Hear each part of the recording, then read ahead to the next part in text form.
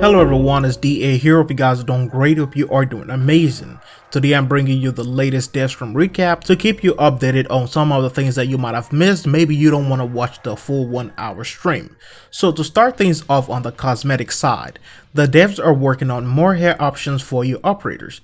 They were able to show us a few hairstyles, but they also said that they have more coming in the future and they hope to release this at least before the end of the year. At first they said by Christmas, but they also backtracked and said, you know what, we might be able to release it hopefully before that time. Who knows, we could get these options by Fortuna update or maybe a few weeks after Venus. So Equinox Deluxe concept was also revealed. This skin showcased the angelic versus demonic side of Equinox. In other words, this basically showed you the night and the day side. So one thing I also want you guys to understand is that please be aware this is just a concept and everything that you see in this image right now could change within a couple of weeks from now. So just keep that in the back of your mind. Now there is also an addition of operator customization loadouts. As we have already seen in a lot of our warframes, you have the A, B, and C options. This way you no longer have to change clothes every single time. You can just select a set that you already created and that way you are good to go. So now that those things are out of the way, let us transition into Venus, and this is where things are amazing.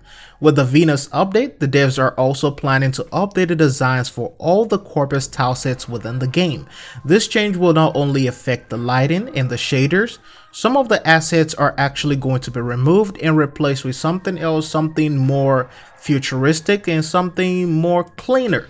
So as we already can see in this picture or in this video, this is going to be the before and after comparison of Jupiter to help you understand the amount of works that the devs are doing with the game at this point in time. So if you have a Twitter account, just go out there and tell them, hey, you guys are doing an amazing job. Next thing, we get into the action. With the arrival of the Fortuna update, the devs revealed the Vent Kids, which are going to be a sub-faction to the Solaris United. These are going to be the ones who will give you a K-Drive when you arrive on Venus. These children will also be in charge of the K-Drive races. So far, the one that was revealed to us is more like a tutorial level with a lot of rings showing you how to traverse the plains and go from location to location, and it looks quite interesting. But I'm also hoping to see some more versus options in the K-Drive races, just as we have with the Frame Fighter, so you can just go into the matchmaking system, jump in, and race against someone else. Now within the same showing, the devs also revealed the fully functional gear wheel system. A lot of us have been getting updates on this channel about that, and as you can see right now, it is finally completed.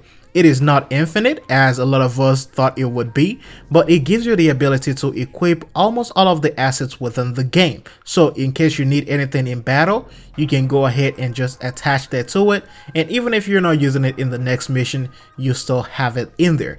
Now I'm not sure how the dragon keys will work here, but I'm sure it will still work with the same old options, so you just equip it when you need it.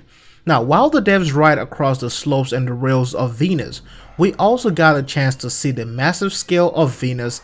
It was incredible, it was splendid, it was amazing. And within that showing, we also got to see the interior of certain buildings, and this is where things got really interesting.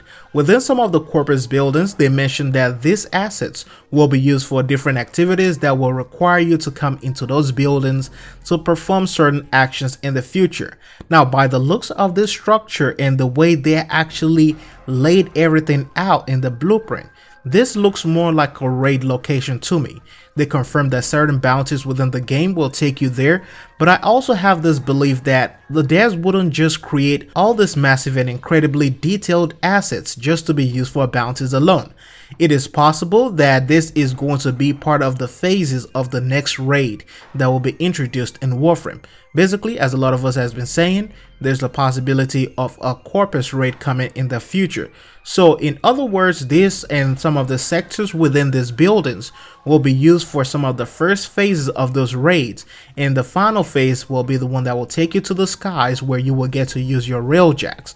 This is where you will have one team on the railjack and one team infiltrating the corpus ship. And before they ended that showing, things got a little more interesting. We also saw the Corpus experimenting on sentient drones, and I will be covering more on this in the lore video, but this is one of the beautiful things that we can expect in Warframe in the future. Now, so far, that is it for this stream. There wasn't anything else major that I think will be worth your time. They spoke about the melee changes, but so far right now, the melee changes are still maybe somewhere around 65%, and if there is anything else newsworthy, I will let you guys know in the future. But other than that, thanks for watching this video. Hope you find it informative. I'll see you in the next one.